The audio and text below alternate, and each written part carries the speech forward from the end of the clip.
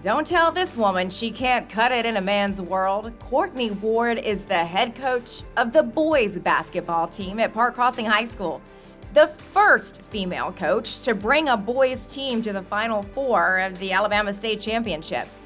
She played on a state championship team at Jeff Davis High School, went to the NCAA Elite Eight with the women's basketball team at Florida State, and spent a year playing professional basketball in Italy. So there's no doubt she knows the game. She shares the challenges and rewards of the game of basketball and how she stacks up against the boys. I'm Bethany Davis, and this is Being Real. Sponsored by Brian Jewelry. Ever since she was a little girl, I've always tried to show I cared by giving her the very best. I know. That's why I went to Brian Jewelry. Smart man.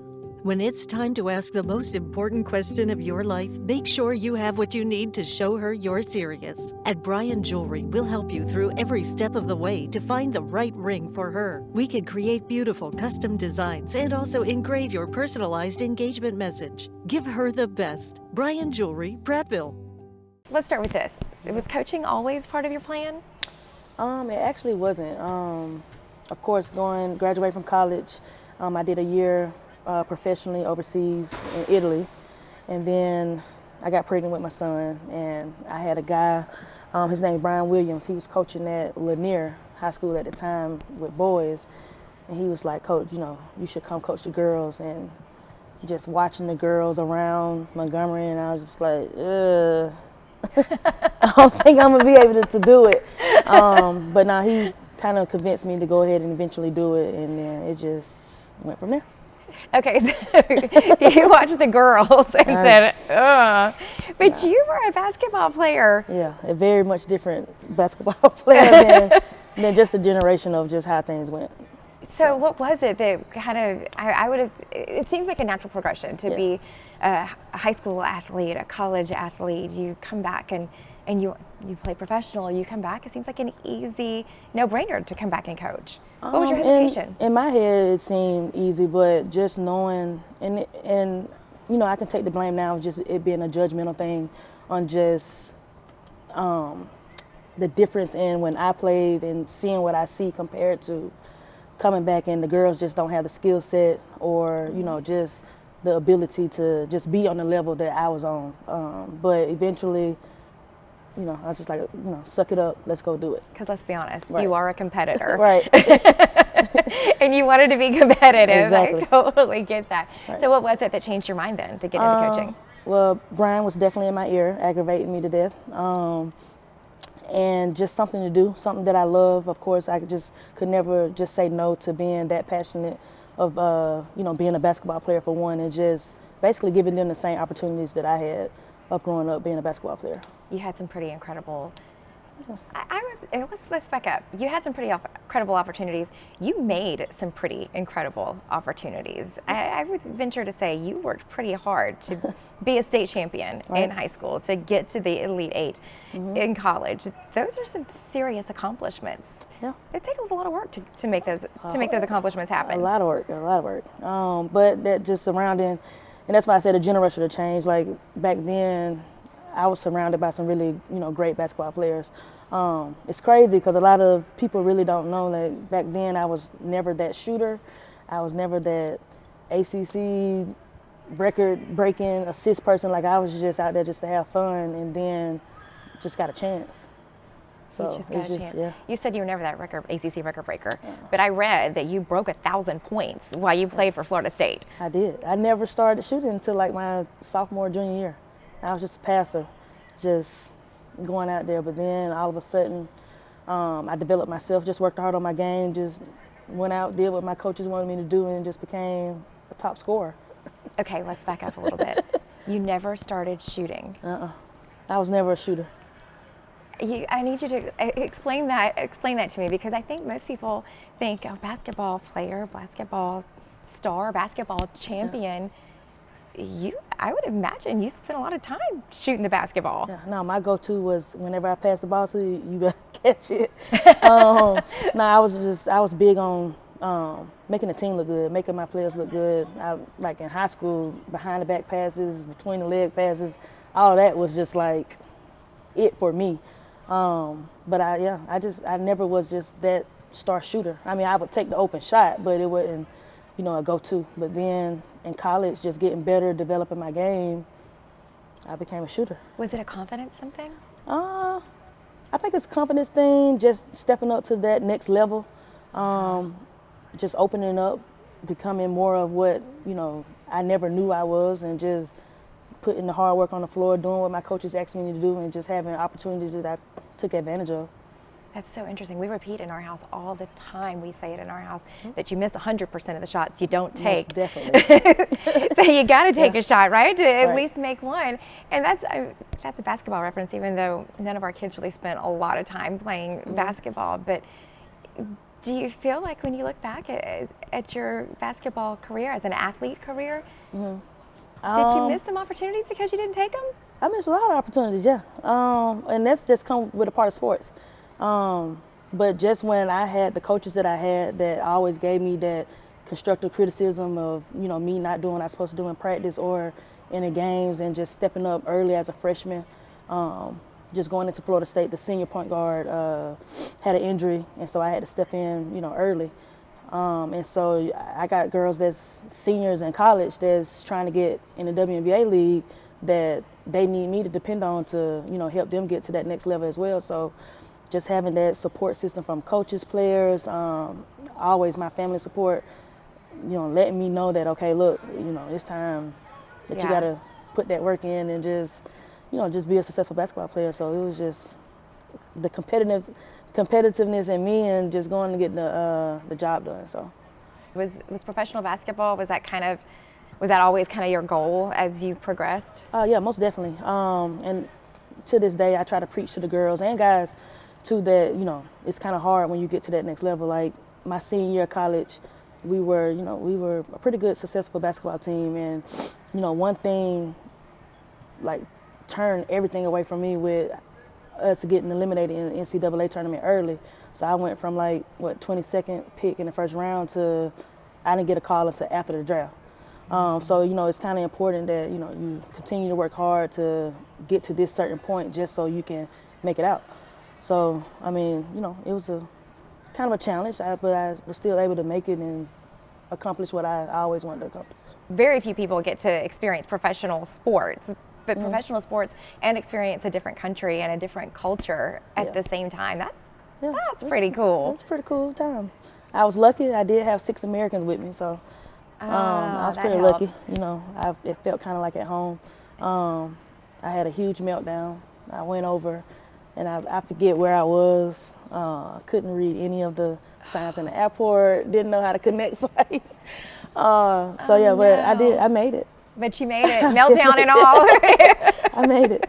So, once you got, the meltdown came before you got there, right? Yeah, right. Okay. Right. And once you got there, though, did you understand at the time what an incredible chance this was, what an incredible experience this was for a young lady in a different country doing definitely what you love? Yeah. I mean, of course, everybody watched the movie Love and Basketball, so being a female athlete, you always want to, know that feeling, which they probably never thought about it once I was over there, but it's just still an experience that, especially playing a female sport, that you got to experience and be on that type of level. Like I said, with just being with 6 other Americans that I can actually have a conversation with, just made it, the top of the line. But it's definitely something that a dream come true. Of course, I always dreamed of going further, but I do have an 11-year-old that I just adore the most right now. But life happens, life happens. Right? Life happens. Did you at least learn some Italian? Do you have a little bit of Italian that you brought back?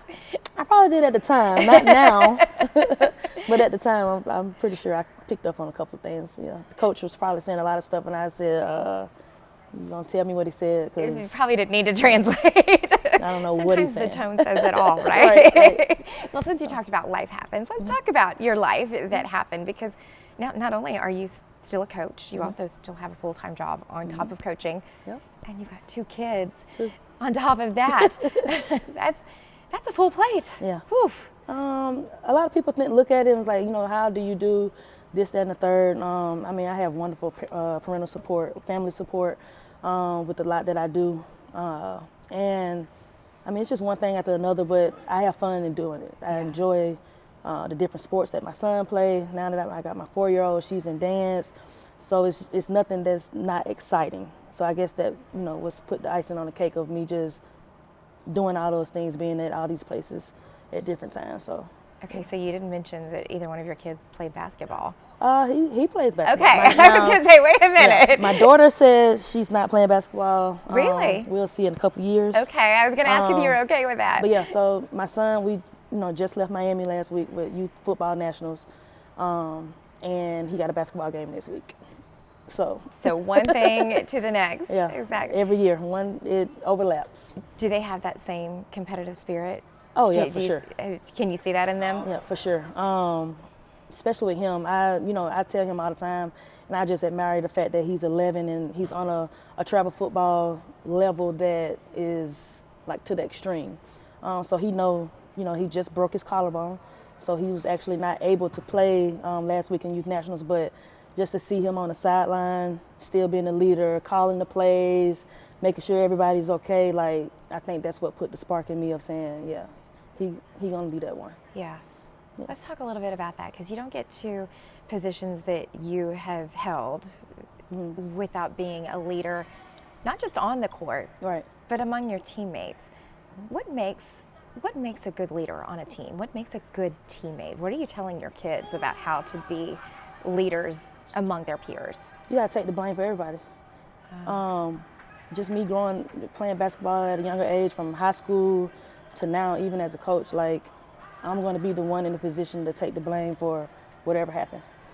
Even if I pass you the ball, you missed it, it's still my fault because it came from me. Or if somebody show up late for practice or didn't put in extra work, it's my fault. I'm always the point guard on the floor, the leader, the general, and just taking the responsibility from everybody else. That just determines how far I think my team should go. You talked a little bit about how you were not quite so sure about coaching the girls because you weren't really sure. You said you weren't really sure about their talent. Yeah, so when you finally agreed to step in and coach them, how did that go? What happened next? Not only did I agree to coaching this team, but I agreed to coaching a team that won, 3 games in 5 years. So it was like the worst of the worst. 3 games in 5 years. It means they went a couple of years without winning without anything. Winning nothing. But to this day, I would take that group of girls over anybody. And all of my coaches will say the same thing. Like, to this day, I know for a fact, I still keep in contact with majority of them. I know for a fact they'll run through a brick wall for me. Just the appreciation that they gave us and what we brought to them just to be successful. And then, I mean, after the first year, we went in area, we won, regional games, and just completely changed the program. I remember when we first came, I think we bought like a pack of Gatorades, and they was just like crying. I was like, it's just Gatorade. And it was like a coach never really did anything like that for them. So for them to show us, like something as small as buying you Gatorade will let you do anything, for me as being your coach, like it made it fun. Yeah. Like we had life lessons. It just goes to a whole different level of just, bringing that spark of me being a coach. I don't know if it's because when it's your first year, you put so much into it. And you know what they say about you get out what you put into it. Right. Or if it's just that first time that you make the connection with the students. I think it's a lot to do with both of those, and with my age. Just coming in, being a coach at a young age, just being able to connect with them on, all different types of levels. Just giving them as much trust as I need to give them so they can give it back to me. The respect part of it, and it's just becoming more of a family than a team. And that's a difference. Yeah. You know what I'm saying? A team can always be a team. You always have to put a team together, but actually being so close to being considered a family, like that just take it to a different level. Just like every single day, I still talk to girls from that first team at Lanier. They got, some of them have kids now. I've actually babysitted one for a weekend. I was like, hey, call me when he's 5.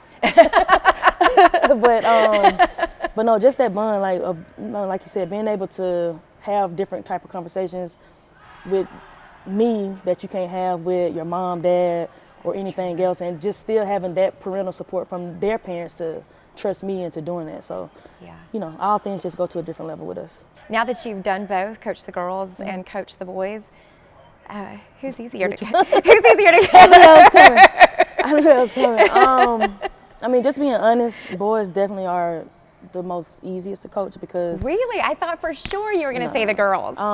just with my background and my experience of play, I can throw more at boys. I can do more of what I know about basketball with guys, and just the speed of the game. Yeah. So I thought for sure you were going to tell me, well, the girls just listen better. No? This is a tricky age, though. Yeah, High school is it a is. tricky age. I think for girls or boys. with girls, sometimes you got boy problems. Yes. You got just drama. Not saying it was, bad. Everything bad is just, everything. With boys, they'll probably come to us a couple of times about a girl, or it's something that we see, but it's never too much of something that we have to deal with for personal reasons. Right. You know what I'm saying? It's just like they just want to chill, play basketball, and I guess I'm just used to, with my son, I'm just used to being around a bunch of boys, so I'm kind of connected with it. But I mean, I love both. But as far as coaching the game, it's just a speed thing, I think. What's the difference to I someone can who throw doesn't? alley-oops. I can just do all kind of stuff, with boys. Girls, I can't make up a play for somebody to go up and dunk the ball. Like, but I can just, like, some stuff, like, a couple of my plays that I call now is stuff that I actually ran when I was in college.